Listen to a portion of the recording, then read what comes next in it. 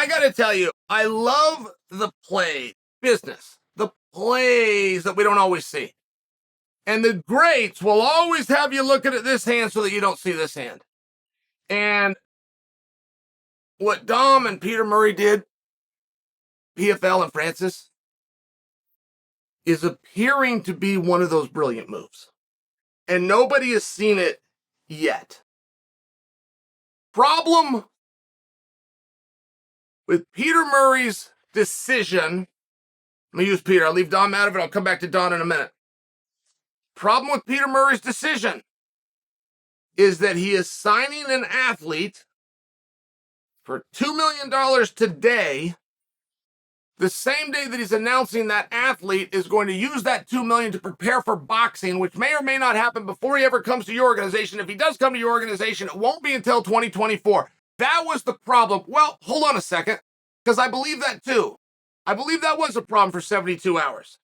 And here I am in the 96th hour, just hung up the phone. A very intelligent businessman, good friend of mine, mentor. He said, well, hold on a second, Chael. He said, if the big cost with Francis, the big expense is the night that he fights, but you can defer that payment. He said, I do that all the time. He said, I do that by April 14th of every year with every piece of real estate I own. I devalue, or something that the IRS knows as depreciation. And he said, so if they can defer a payment, but they get today what they're after, and the only thing that they're after is to win with all the other sharks in the sea, to win this contest. Everybody stepped forward, including us. Everybody failed except us. Now, what's that worth? So that's one question you're going to have to ask. There's a value to that, but what's that worth? 100 grand? Maybe. Sure. And then you think, well, what media can I get? Right? What media can I get? Can I share something with you guys? It's going to disgust you. You're not going to like it. It's going to disgust you. If I do a plug on this program for an MMA organization, do you know what I charge? I didn't mean to disgust you, but I have to tell you to prove the point. I charge them $25,000. It's $25,000 for one plug. And the only thing I promise them, they send me contracts, they want all this stuff signed. I don't sign any of them. I tell them the piece will be between 3 and 8 minutes. And they will ask, well, it's going to be positive, right? No, I don't agree to any of those things. I will do the piece. You will pay 25 grand. I'll go first. You'll pay. If you don't pay, there'll be repercussions. But that's just the deal that I do. So I'm sharing that when I ask you, what's the value? What's that worth? Well, it's 10 a.m. where I'm at. I'm making a Francis piece right now for free. I just hung up with Brendan Schaub. I did his program, which is massive, did it for 2 hours, and we talked a lot about Francis. So there is a value there. What is that value and what is that worth? Look, that's always the $1 million question, right? But we now see that there is something there. So Peter Murray and the PFL was able to pay $2 million, and they're going to get all the press and all the headline and all the media. And what if Francis does go and do boxing? I don't predict for you that he's going to. I don't think that he can. I don't think there's any boxing promoter, much like the PFL. There's no MMA promoter, but I don't think there's a boxing promoter that will sign a guy who's never done it, who's coming off an injury, who's not a proven draw to one night. I don't think so. You might do all those things I just said if he was the right guy, if you had him for 3. I not only don't think you'll do it for 1, I don't think anyone would do it for 2. Because what if he wins? If Francis gets in there with Deontay Wilder and knocks Wilder out, now you don't ever get Francis back, but you still got Deontay under contract that you've got to honor. You're going to pick him up, dust him off, put him back in there. It doesn't work, guys. Did you ever see the Brawl for All? I mean, it would be the single finest example for you to understand this. Did you see the Brawl for All?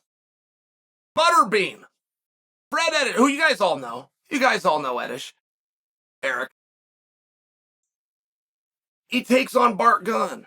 Right? Now, Bart Gunn was a tough guy. He wasn't a boxer. So Bart Gunn beat up every WWE wrestler there was. All of them. They put Dan Severn in there, for goodness sakes. They put Dr. Death Steve Williams in there.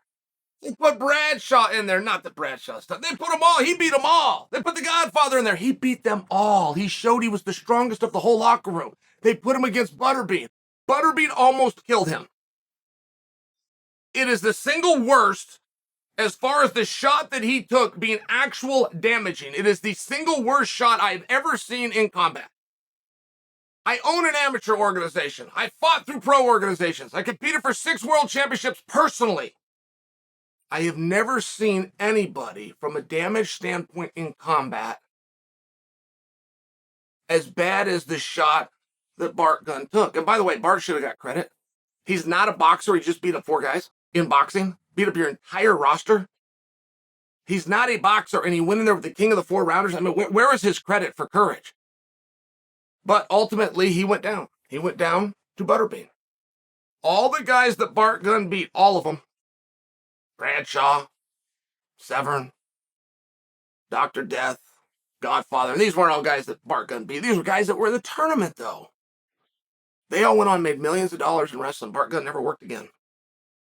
He never worked again. They didn't know what to do with him. You went out in front of the world, right? We have you in a pro wrestling situation. We're putting a product on that we want the audience to believe is competitive and it's for badasses. And we put you in a badass contest, and it was the most devastating defeat we've ever seen.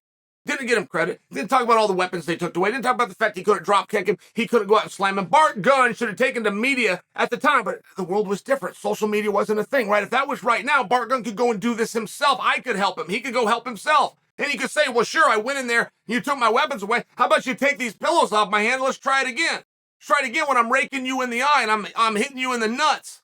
Let's do it again when I got a corner man coming and hitting you with a steel folding chair. I'll beat you any means possible. I went out there and agreed to put all the tactics that I know aside. Your fat ass hits me. The referee stops it, says that I'm out cold. My God, I was ready to spring. I was coiled up like a spring. I was about to pants all over you. When the referee stopped, right, there's things that you could do. Bart didn't understand these things. Bart doesn't understand these things now. Right now, Bart will hear this piece and go, my God, why didn't I have Chael Sonnen back there? Right, I mean, don't ever quit. If you're a fighter, don't ever quit swinging and don't ever quit talking. Bart never spoke again. He let somebody else decide his career. He let Jim Ross decide that he's done. Truly, I love Jim Ross. I get along great with him. Jim Ross ain't gonna tell me a goddamn thing about the wrestling business because he's not a wrestler. And just so you understand, Bart led his career. He won the tournament. He beat everybody. Those guys went on and made millions of dollars. Bart Gunn went home. He never worked again. Because a guy who didn't wrestle wearing a cowboy hat controlled his career. These things are extremely important. So if you think that a boxing promoter who could pay Deontay $10 million, right? Deontay's going to make more than Francis makes. If Francis gets $3 million, Deontay's getting $5 million. If Francis knocks Deontay out, they got to give him $5 million the next time he comes in and Francis is gone. Do you see the problem? Nobody's going to sign him to a one-off. It just isn't going to happen. So PFL is able to defer a payment, right? It's the big payment. They're deferring that, though, to an unknown date of at least 2024, and they take the press and the media right now. And if that boxing match does exist, and it does happen, now all of a sudden they're in different markets. They've got a different distribution. They've got an avenue. They've got a vehicle known as Francis Ngannou that can take them with him.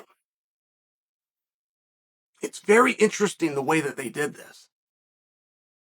And what many in the media at first glance thought was a bad decision, to me looks very calculated.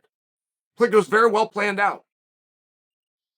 There is some kind of a number attached to getting him under contract, making this known.